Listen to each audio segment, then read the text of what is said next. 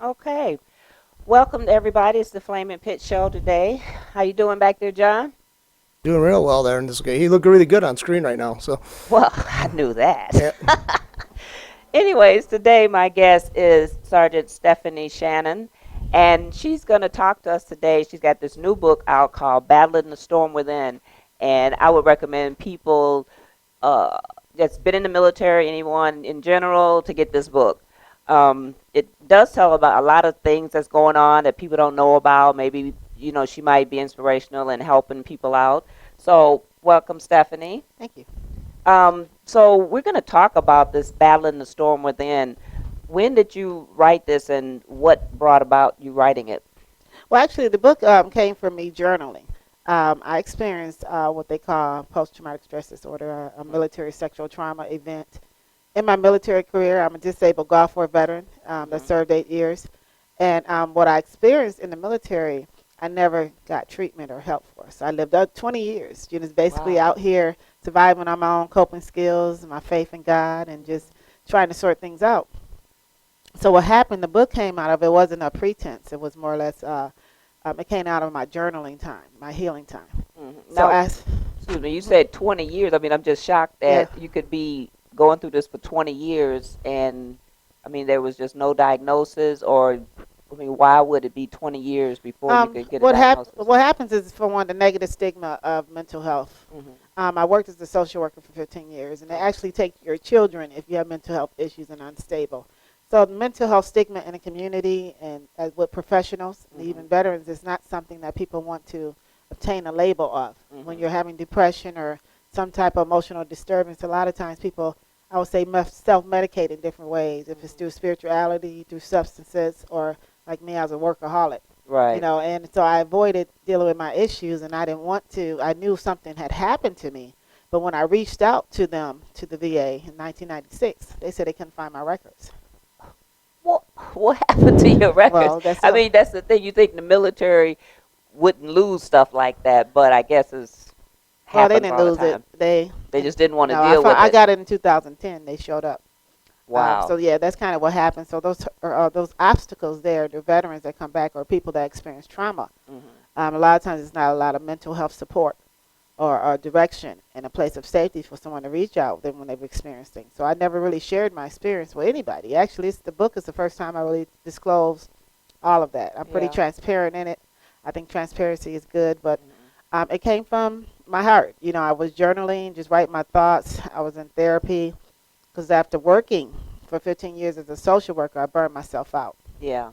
Because I could see that because there's so many people on the system, and I heard that at one time, it'd be like 1,000 clients per worker or something like that, and it just seemed like too much. It was working as a state of Michigan Department of Human Services social services specialist was something else. I thought the military career was something. I was like, wow, this is a whole Nothing. other Want to go back world. to war? Okay. I'm in the battle, but here in the civilian world, and it Right. was Right. unbelievably the system. So yeah, it can drain you, and I think it's important is that as community service, and I call myself a servant because I'm a veterans advocate and an inspirational speaker. Mm-hmm.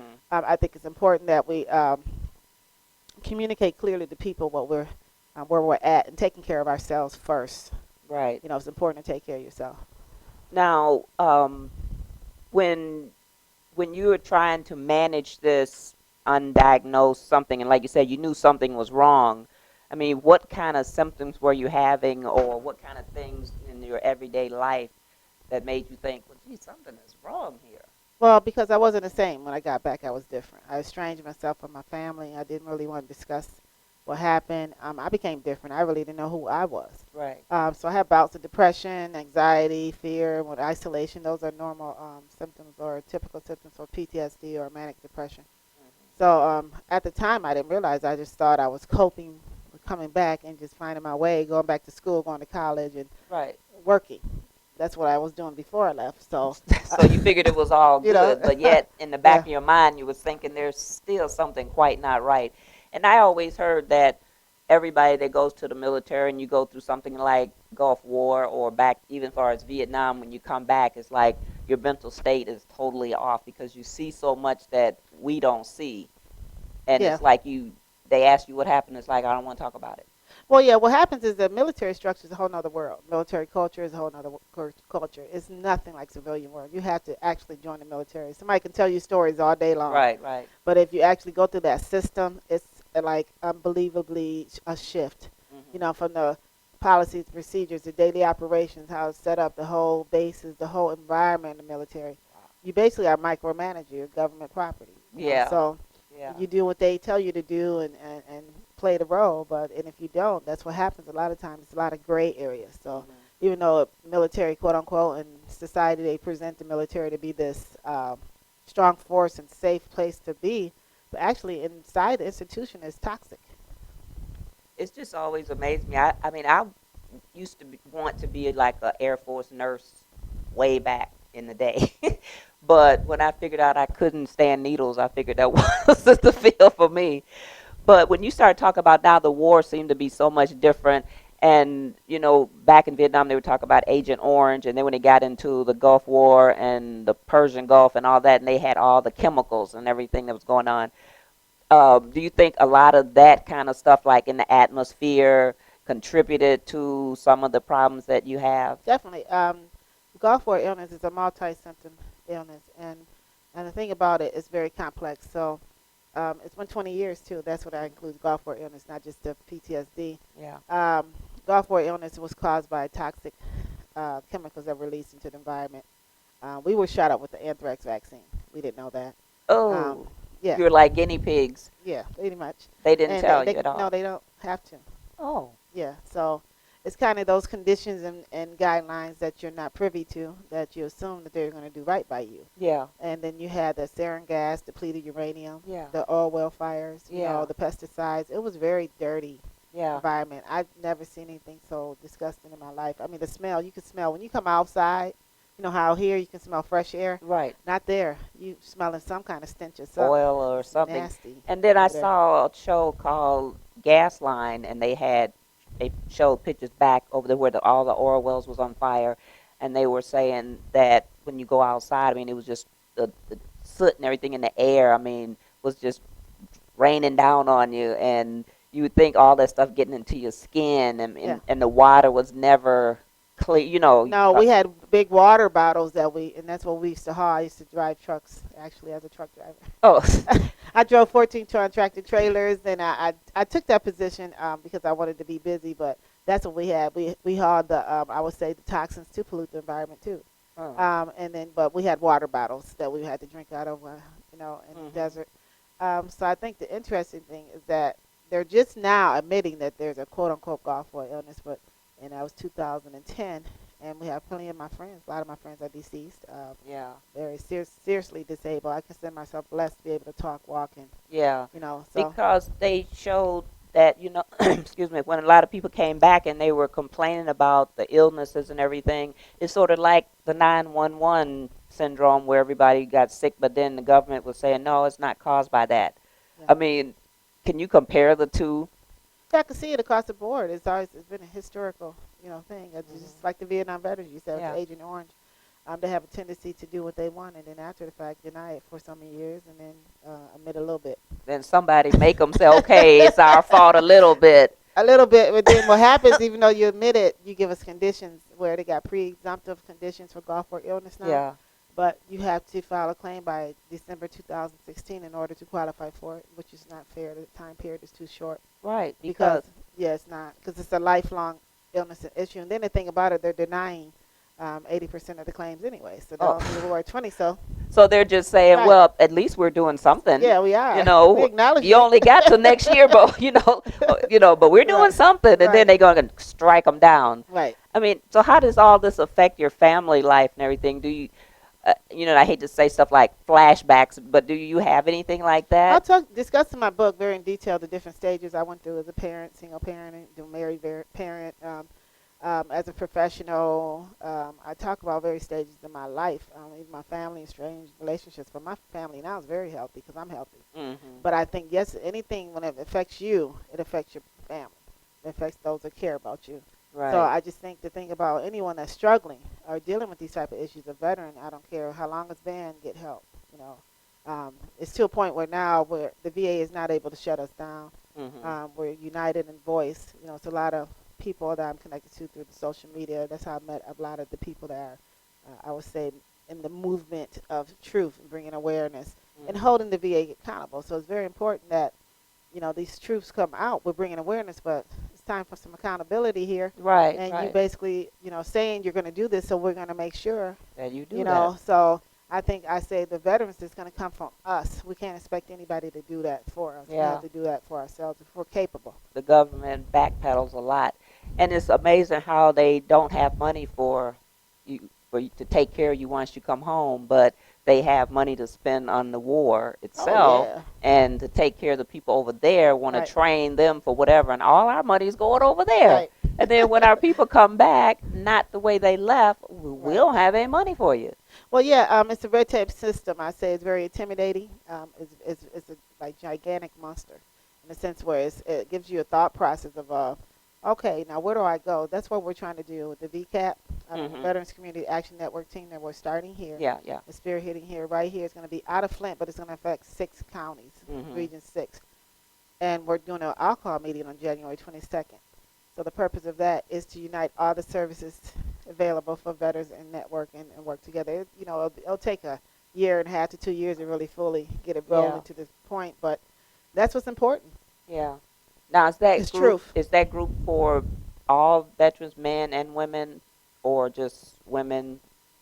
The VCAT is that? Oh, it's for anyone, even people in the community, businesses, service providers, professionals, authors, anyone that has a passion to want to help the veteran population, have a service to provide, or whatever. Mhm. So it's no pre-qualification, but just your sincere desire to come along with this mission. And we're going to release details on January 22nd at the all-call meeting. So, Oh, okay. so we'll be getting some PR about that out. Yeah, because I was gonna say what do people know about it? Because I think Carrie may have mentioned that a while back, but because I'm not a veteran, I don't know Yeah, what all that stuff stands for. right. So now the MST, uh, is that something that people should be aware of? Uh, is that something that you discuss openly? I mean, what is that? Oh, definitely. Military sexual trauma is experienced. So it's any unwanted sexual advances or attention, period, in the military. That's how the VA qualifies it. So it could be from sexual harassment, physical touching, um, it's all kinds of sexual assault is an area, too, that people kind of say, well, what do you mean? You were raped? Somebody really just took over you? Yeah, yeah. You can be intimidated and bullied because of your sexual sexism, things Oh, like that, okay. but in a sexual nature. Mhm. They asked to do favors for this, those Mhm. type of gray areas you can't prove, Oh, you know. yeah. So, Like cat calls. right, okay, really, so those things and constantly, Mhm. repetitive, so it's not like a once isolated incident. Oh, he said something to me. No, it's usually Yeah. yeah, it's an experience. Now, do when that happens and say you document it and you take it to the head person, do you get any kind of response, or is it sort of like shrug it off, you a soldier or whatever, that kind of mentality? Well, actually, statistics is 1 in 3 women in the military are sexually assaulted, and 38 men are sexually assaulted every day. They do have a system in reporting. They just put it in place past few years. Oh. And the thing about it is not the system of reporting. Okay, now we're aware. Okay, we're doing this, but here we go. Mhm. The chain of command is the problem. So Yeah. you can. The recent report just was released that in 2014, like last week, Mhm. 20,000 um, troops reported it. They are currently serving active service members, but 62% fear reporting because retaliation. Oh, yeah. So you can say I did it, but I'm telling you from my experience, the bullying, the ostracism, the stress and anxiety, the stuff they do, the games they play with you, Mhm. is all off record and behind the scenes. So if you do report, believe me, you're going to go through some type of You got to be ready to yeah. deal with whatever, because they're not gonna make it easy for you. No, and most of the times what happens is too is that the offender or the case is not fairly handled. So that's why they have the Military Justice Improvement Act from Senator Gillibrand out of New York. She's leading that, and we're trying to get it to where sexual assault rulings of that nature are taken out of the commanders here, and that a professional Mhm. can assess the case. And Right, right. so that's where the battle is right now. Yeah. Because if you report it, the thing about it, you can be discharged and blamed, set up. Yeah. Then you Yeah. got the peer factors too. You got your, Mhm. the rumor mill. Yeah. Yeah. I So would think they would want it in a neutral person versus a military person because they already know that they're just gonna, like you say, they're gonna bully you and people gonna say stuff and intimidate you to finally say, okay, I'll just forget about it. That's right, basically what they want you to do. They want you to forget about it. right, correct. Well, actually, it's in the culture. It's an epidemic. Hmm. And it's just the tip of the iceberg. So it's just started really, I would say, bringing awareness in 2012. It was other women that were leading movements. It's called The Invisible War. It's a Oh, okay. documentary that came out. So there are movements across the nation, to bring awareness to this. It's just, we're just gaining momentum. So I've joined the movement The now. revolution. Yeah, yeah, you gotta fight the power. Right. That's I'm no funny. longer remaining silent. Right, So right. And I guess it's that's what you over. have to do since they're doing revolutions on everything else. It's like with everything that's going on in the world, I mean, they seem to forget about the military. And I just feel bad that so many people go over and they don't come back, or they go over and they come back not the same. It's just sad. Sometimes I want to tell the politicians, why don't your kids go in? Well, I think military is a choice to join. I felt it was an honor at the time. I really was excited about it. I love the military. Don't get me Hmm. wrong, I didn't like my experience, but Yeah. Well, uh, that's the bad part because you were one of the people who wanted to go. One day yeah, I they have the did. draft to come in. They had to drag me Right. out and be like, Mhm. no, kicking and screaming. And then you volunteer to go, and then you come out, and then they treat you like crap. Yeah, it was a life. I would say I think sometimes destiny chooses you. Because look at Hmm. where I'm at. I'm now being able to speak for others that Yeah. can't speak for themselves. You know that when you sign up, I could risk my life. You basically write a blank check. You're aware of that, but Yeah. you know, Even driving a water truck yeah, could be dangerous. yeah. Well, not only that, we had Patriots and ammos and missiles on our trucks. We did flat bugs. Oh, We man. You, worked. you care. You Oh, had the we stuff. worked. Okay, that's I'd the be hardest scared. job I had in my life. I was like, what did I get myself into here? Oh, man. Yeah, I worked like a man. I was like, I'm a girl. It's like too bad. I So, know, but that's what I always thought about stuff like the Gulf War. I'm like, they shouldn't be I, sending women. no, And I'm thinking, no, don't send no girls over there. But then when they start sending the young kids, they be like 18, 19 years old. I'm just thinking, no, they haven't right. even lived because most time they're not going to come back. And it's just Well, so yeah, many that's the didn't come fortunate thing. A back. lot of them don't come back, or if you do come back, you start disoriented. They're just not responding to them, but it's still a gap there. Yeah. But because the veteran suicide rate is 22 veterans a day committing suicide. I mean, it's just too much. And Yeah, when I see shows with some of the guys, their limbs are missing, arms and legs and all this, and they're upbeat and everything, and I'm like, that's fine and dandy, but I would much rather have them come back the way they went, because why would you send them over there? And the people over there don't care about life. I mean, right. most of them, they just like, they'll blow themselves up. They don't care. They put their kids up there, blow the kids up. They don't care. It's not like over here. But somehow the people over here end up going over there, and the Right. government says, well, you have to go. Well, pretty much, yeah. You signed up. You You have gotta go. options. You can go AWOL, absent without leave, Yeah, and you'll then pay for that. yeah. You So can't win. you really don't have a choice. You So can't win. Once you sign on the dotted line, I mean, they have your soul. you're gonna go through something. It's ways to get out. Trust me. Oh But it's my what you goodness. have to do to get out. Yeah. The mental. So it's like I tell anybody before they join, I said, you better know what you're Mhm. asking for, because you don't know. Yeah. And why are you joining? You sure? Well, and the thing what gets me You is know? like the recruiters will tell you something like, "Oh, well, you're gonna not be in battle. You going over here. You're educated. You're gonna do this and get your education and come out." And then when they get over there, it's totally different. Right. Now they're pretty much stuck there for Pretty much. so many years. Like I said, unless you want to run away and then risk. Yeah, I'll say it's a cakewalk, definitely. Every day eggshells you walking on them, Oh, because you don't know what it is, especially when you're new, or Yeah. even after you get in for a while. It's just still certain people run the show. That's just how Yeah. it is. It's not really what it presents itself to be. So, yeah, you putting yourself. I would say you're opening Pandora's box. Oh So yeah. Oh you're yeah. definitely doing that if you join the military. Just keeping it real, regardless of what people. I had a great experience. That's great. Not everybody did. Yeah, You I've know, had a lot but of relatives that went in and retired out, and they came out, thank God, lucky, healthy and everything. But for the ones that are not so lucky, like we met this young man up at David Buster's that had been in the military, and he was out because of PTSD, and he was just drinking up a storm. He was just, I mean, every time we looked up, he was just drinking. He's self-medicating. He had his drink on, and he Right. was like, my ex-wife took my daughter, moved to Milwaukee. He every time we look Yeah. up, he was drinking. I felt really bad for him, Yeah. and he was only 32 years old. He was like, yeah, they giving me Xanax, and he was naming off all this medicine he had to take, and I just felt bad because that seems like it's just not a good quality of life. Well, no, and that's what they need to help us with. Because if Mhm. we go over and we get discombobulated and go through these changes, and we come back, you're supposed to assist me. I Yeah. don't need you to carry me. Yeah, I mean, To hand up. you've helped Yeah, them, now right. you need to Do help your me. part. Yeah. And that's why I didn't give up on my case or where I'm at, because I was determined to prove the point that I served. I'm Mm. still here.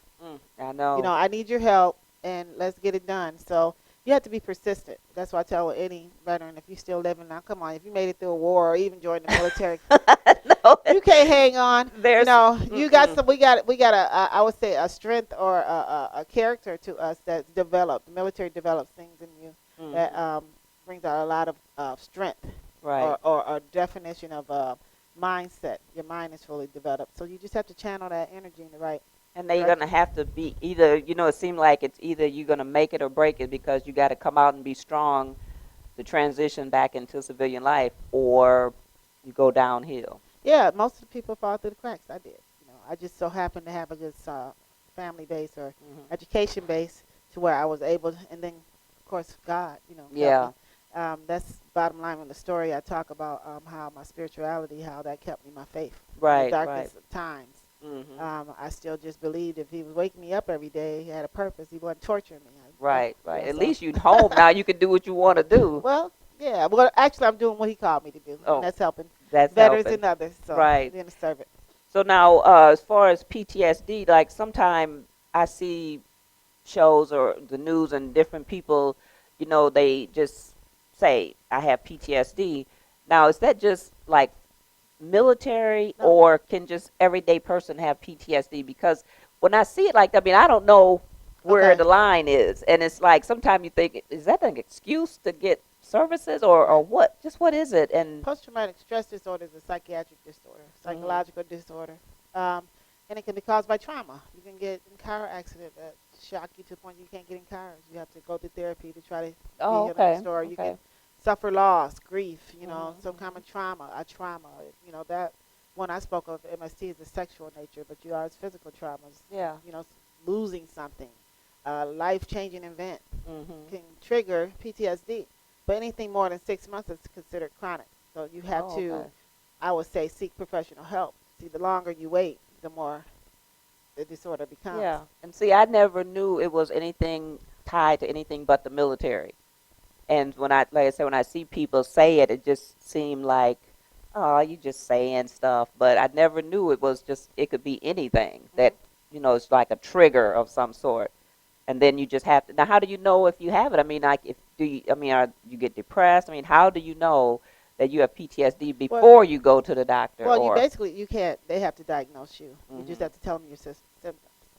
So now, you is can- this a you can- regular doctor you would go to? Say, like I you're a would say- regular layperson. I would say you go to your primary care doctor Mhm. and ask them for a mental health referral to a psychiatrist Oh, okay. or psychologist. That's the way I would say to access the mental health system. I think it's important you reach out because you can't self-diagnose yourself. You Yeah. can just say, "Hey, this is how I'm feeling." I'm And depressed I don't today. know, right? No, not just today. I've know, been, depressed have- for a while, and Yeah, assessments, they'll go into details, so they do their job, and Mhm. then you're able to work on those conditions, and then you develop over time if you invest in counseling or some type of therapy. And I just don't think mental health therapy. I think physically working out, I Mhm. swim, be active. yeah, That's just healthy to do, and what you eat, yeah. Um, Now, this in the age of medicating everybody for everything. Do you think that's like the number one thing to help people with PTSD is a form of medicine, or do you think it could be I think something it's else? everything plays is the individual. I think you should try. I tried the medication when I first started because I was so just wagged, just to the point when you burn out, you're just tired. I was like tired of everybody. Yeah, I yeah. went to total isolation, like leave me alone. I Right. wasn't answering phone calls. Don't talk I to won't go me. to no social event. You see me next year. I was just done. Right, right. So I think that's what mine was, because I didn't have that intervention. I didn't reach out. Well, when I did, I did reach out several times, but a lot of times I was manipulated or led on, or games were played too. So nobody had time for that. Right. So I think that's what we're dealing with, is that when you reach out for any type of help, you have to make sure what you're willing to invest in. So cleansing your body out, all those chemicals. I believe in holistic methods, alkalizing your body, whole foods, things like that. But that's stuff you have to research and be open to. Yeah, because everything is not good for you, even though it says natural. Everything is not good for you. And people have gotten themselves sick or whatever from drinking stuff or eating stuff that says, oh, it's all natural. Oh no, my background is essentially research. I think you have to get with professionals, holistic doctors, or people that are skilled in those areas, or herbalists. My mother's one, and so I've been in it for years. So I believe when I got back, I remember this, that she gave me some Chinese cleansing, and I cleansed my body out when I first got back, and I do believe that was probably a major change, difference from me than my friends, because a lot of them still had skin outbreaks and developed some neurological disorders, and I do believe I'm impacted by that, but I don't think it's been overcome. But I believe the natural cleansing is what intervened at a quicker level. So I did do that. Yeah. Because I was like, I ain't taking none of your medication. I know. Don't give me all them pills. When they start talking Xanax and all that stuff, Prozac, I feel like, oof, you just want me to just lay on down and die. Yeah, that's it. You basically want me to be a zombie. And I said, I'm not going to walk around here and just be 'cause how 8 do you hours. function? Yeah. It's like you wouldn't want to put somebody behind the steering wheel. Yeah. And then you got to try to raise your family, but you're popping these strong pills. Well, that's why I believe you have to advocate for yourself, because I feel they're purposeful. But then some doctors will just fill you up, and then, well, let's try this and that. No, we're not going to try. They got to get paid this for that works. medicine. I believe if I think antidepressants and some things, because you got to understand your body chemical has been changed. So right. I'm not saying it's totally against it, but I think it's a very limited amount, and then also taking care of your spiritual self and emotional, mental self. It's a whole, holistic approach, whole body. Yeah. That's very interesting, because like I had never talked to anyone that go into detail like this so that I would understand more, because like I said, it's just like over my head. I'm not in the military, never been in the military. Yeah. My relatives been in the military, but none of them talk about stuff like that. And some of them have jobs. They say, oh, we can't talk about it. So it's like when you get out, you can't talk about it. Nope, can't talk about it. So Not really. Jeez. The military is I call it a closed system reporting, and you basically you watch what you say. You notice most military people are quiet. They don't talk a lot unless they're under some type of influence of alcohol. Just get them all drunk. Tell them they secrets. Will tell you everything.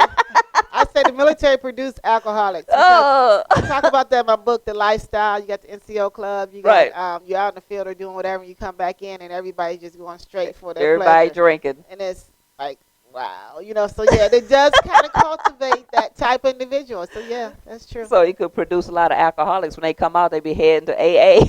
Well, that's the thing about it. That's why we got to get them at the level. It's a lot of people, I call it self-medicate. But it is that environment. You have to be very, very, let's talk about it, strong-willed in some areas. So, oh, my goodness, my goodness. So now tell everybody where they can get your book, and like if there's anything else you would like people to know about the book or about yourself. Oh, well, my book, basically, you can go to my website, BattlingtheStormWithin.com, and find all my information there. I got videos there, educational. It's a really nice website. Thank you. And some free reports. And then you also can follow me on Twitter. I'm on there. My link is there. Facebook, like my page, and connect with me on LinkedIn. If you have any thoughts, ideas, or like to get involved with what I'm doing in the community, DCAT, also hit me an inbox message there on my website. And also, I'm doing a sale. Actually, it's not a sale. It's a free giveaway. I'm giving away free ebooks for the holidays, December 10th through December 14th, 2014, Amazon Kindle ebooks. So I'll be giving those away, just giving them just to bring awareness to the issue. Make sure you download it within that period of time, and then do a review for me on Amazon. So that's pretty much. Oh, that's great. That's great. Well, I want to thank you for coming in today, and it's been very informative to me, because like I said, some things I just don't know about. And when I bring people on and they can enlighten some stuff for me, I come out feeling like, wow, now I know. So when I hear people saying dumb stuff, I'll be able to correct them. Right. I'm like, no, that's not Yeah. right. Yeah, it'll help. I think it's just that's the thing. How would you know unless someone says it and tells you? You won't Yeah, know. I would know. We don't disclose things, and I think we're getting more like that. I think that's great that veterans are coming together. We do a vet-to-vet support group for women here in Flint every third Wednesday at the VFW on the Corona Road. So we're doing some advocacy here and trying to bring awareness right here in Flint, the heart of Flint. We're here. Yeah, So that might be a nice group I'd like to sit in on. Just, well, can anybody just sit in? Even if yes, you're not a definitely. vet? Yes, Because I yes. don't want people to think I'm just being nosy. I Oh just no. want to know. I like to know a little bit about everything. And then I think once you just step, it's a drawing there for a purpose, and you never know what doors may open Right. up for you because Right. you just don't know who you're going to meet. So yeah, definitely would love Okay. you. All right. Well, I thank you for coming in. And like I said, you can see her or get with her on LinkedIn and Twitter and Facebook. And if you need to get in contact with me, of course, you can get me on allpointstv.com or Facebook, lisaquaid.com. And, connect with her if you're a veteran or if you know anybody that needs some services or something, she'd be the one to contact. So saying that's Flaming Pit, and we're out.